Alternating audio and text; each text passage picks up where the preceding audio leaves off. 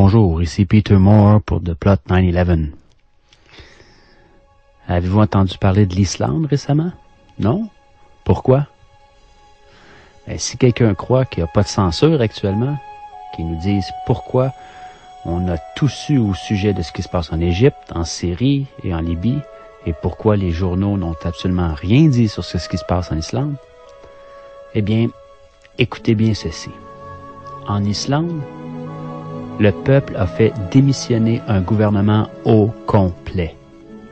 Les principales banques ont été nationalisées et il a été décidé de ne pas payer la dette contractée par ces dernières auprès des banques de Grande-Bretagne et de Hollande, dette générée par leur mauvaise politique financière.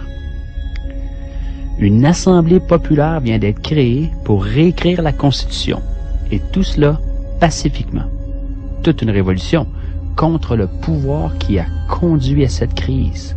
Voilà pourquoi rien n'a été publié. Depuis plusieurs mois, puis même on pourrait dire depuis 2 ans, là, on n'a pas vu grand-chose.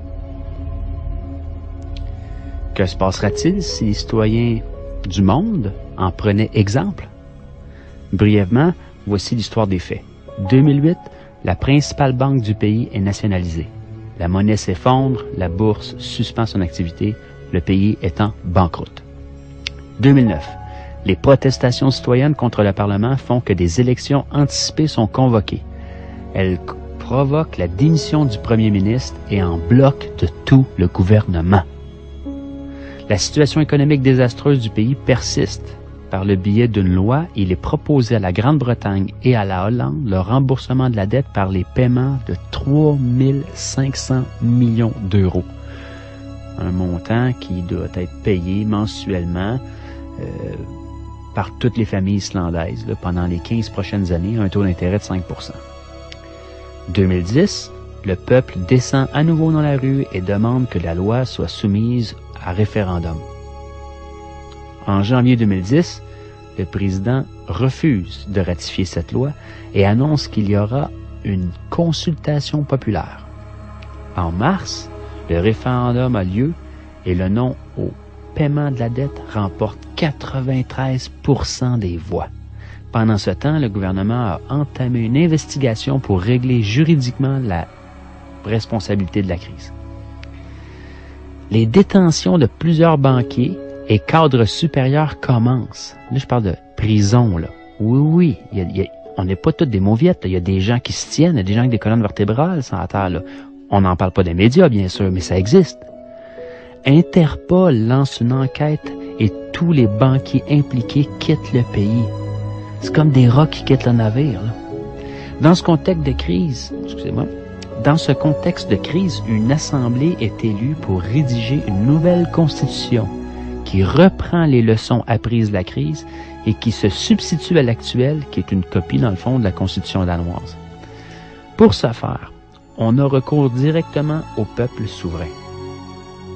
On élit 25 citoyens sans filiation politique parmi les 522 qui se sont présentés aux candidatures. Pour cela, il faut être majeur et recueillir le soutien de 30 personnes. Assez simple. L'Assemblée constituante commence ses travaux en février 2011 afin de présenter, en partant des avis collectés dans les diverses assemblées qui ont eu lieu dans tout le pays, un projet de grande charte. Elle doit être approuvée par l'actuel Parlement ainsi que par celui qui sera constitué après les prochaines élections législatives. Voici en bref l'histoire de la révolution islandaise. Démission en bloc de tout un gouvernement, nationalisation de la banque, référendum pour que le peuple puisse se prononcer sur des décisions économiques fondamentales, emprisonnement des responsables de la crise, réécriture de la Constitution par les citoyens. Nous a-t-on parlé de ça dans les médias européens, canadiens, américains, japonais, dans le monde, partout? Est-ce que les médias de masse ont même touché au sujet? En a-t-on parlé dans les débats politiques, radiophoniques ou télévisés?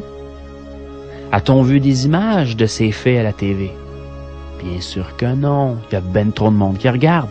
Le peuple islandais a su donner une leçon à tout le monde entier, en affrontant le système et en donnant une leçon de démocratie au reste du monde. Mes sources, c'est la liste Parti de gauche 84 par Forum civique européen.